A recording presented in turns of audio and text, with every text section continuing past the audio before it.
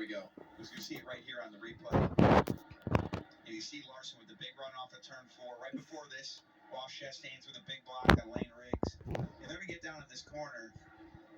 And Larson wants this clear. He wants to get all the way to the top of the track, but Lane Riggs is there. Makes contact, and around he goes.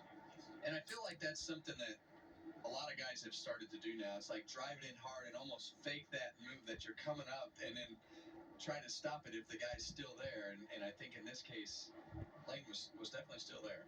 Yeah, it's like he tried to scare him out of it a little bit, right? Yes, Get in the got left. loose right there. That's what happened. I love how he just put the gas pedal down on the wood. You know, that was wide open, trying to keep it off the fence, trying to drive down the hill. Yep. So he didn't make contact with the wall. And it gets a great 360 out of this.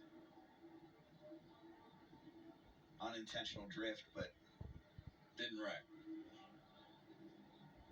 See the right rear tread. Oh, this will be good. So he's thinking to himself he's going to be clear in turn 1. He just doesn't quite get there.